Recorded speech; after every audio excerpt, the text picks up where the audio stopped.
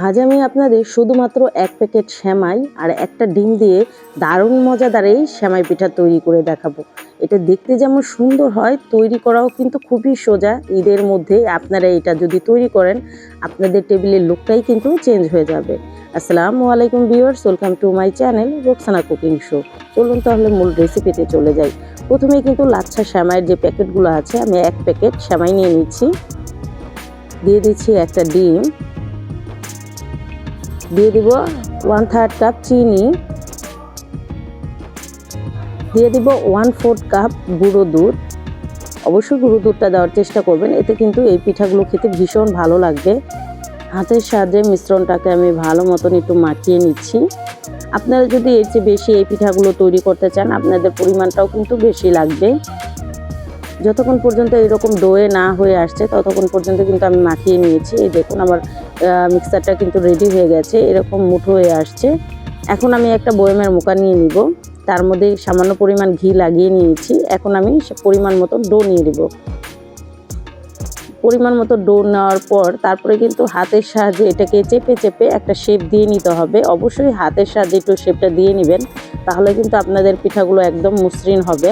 এই দেখুন আমার শেপ দেওয়া হয়ে গেছে। এখন আমি এভাবে একটু ঝাঁকিয়ে পিঠাটাকে বের করে নিচ্ছি। এই দেখুন খুবই সোজা এবং খুবই ইজি এই পিঠাটা তৈরি করা, আর খেতে তো অসম্ভব মজার হয়।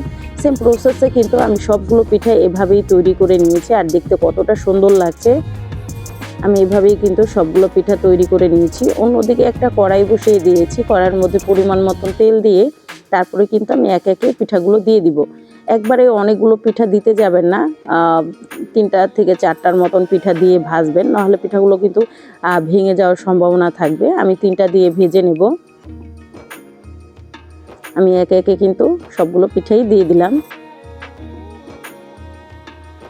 এক সাইড যখন পিঠাগুলোর হয়ে যাবে তখন কিন্তু আমি পিঠাগুলো উল্টে দিচ্ছি। একটা সুন্দর কালার করে কিন্তু পিঠাগুলোকে আমি ভেজে নেব। আর এগুলো হতে কিন্তু বেশি সময় লাগে না, খুবই অল্প সময়ে কিন্তু এটা ঝটপট আপনারা বানিয়ে ফেলতে পারেন। ঈদের ডেজার্ট হিসাবে কিন্তু এই পিঠাটা হলে আর কোনো কথাই থাকে না। দেখুন সুন্দর একটা কালার কিন্তু চলে এসেছে, আর খেতে তো অসম্ভব মজার হয়। আপনারা ঈদের সময় অবশ্যই এই রেসিপিটা ট্রাই করবেন। খুবই অল্প সময় অল্প উপকরণে কিন্তু এই পিঠাটা ঝটপট আপনারা বানিয়ে ফেলতে পারবেন, আর পরিবারের সকলেই তো ভীষণ প্রশংসা করবে। আমি কিন্তু এটা উঠিয়ে নিলাম একটা ছাঁকনির মধ্যে। এক্সট্রা যে তেলটা থাকে সেটা কিন্তু ঝরে যাবে। এই দেখুন সেম প্রসেসে কিন্তু আমি সেকেন্ড ব্যাচটাও ভেজে নেব। এভাবে গরম তেলের মধ্যে দিয়ে কিন্তু এই পিঠাগুলোকে একটু ভেজে নিতে হবে।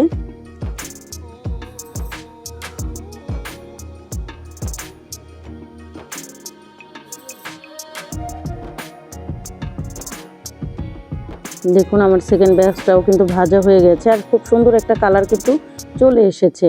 এখন আমি পিঠাগুলোকে সেম প্রসেসে ছাঁকনির মধ্যে উঠিয়ে নিচ্ছি। তেলটা ঝরে যাবে আর পিঠাগুলোও কিন্তু খুব ক্রিস্পি হবে, আর এই পিঠাগুলো কিন্তু খুবই মজার হয়। আপনারা একবার হলো বাসায় ট্রাই করে দেখবেন।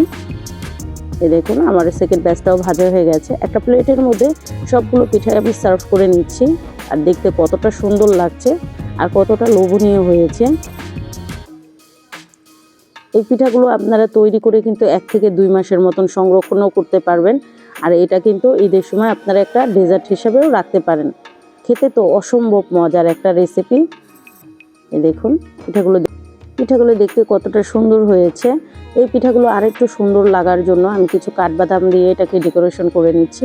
আপনারা চাইলে আপনাদের পছন্দ মতন কিন্তু ডেকোরেশনটা করে নিতে পারেন। রেসিপিটা আপনাদের কাছে কেমন লাগলো অবশ্যই আমাকে কমেন্টের মাধ্যমে জানাবেন। আর যারা এখনও আমার চ্যানেলটাকে সাবস্ক্রাইব করেন, আমার ভিডিওগুলো যদি আপনাদের কাছে কোনো অংশে একটু হলেও ভালো লেগে যায়, অবশ্যই আমার চ্যানেলটা সবাই সাবস্ক্রাইব করে আমার পাশে থাকবেন। লাইক, কমেন্ট এবং বেশি বেশি করে শেয়ার করে দেবেন।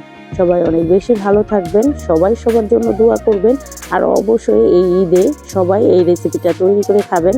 আশা করি সবারই খুবই পছন্দ হবে, খুবই ইউনিক একটা রেসিপি। সবাই তো ভীষণ প্রশংসা করবে আপনার এই পিঠাটা খাওয়ার পর। সবাই ভালো থাকবেন, আল্লাহ হাফেজ।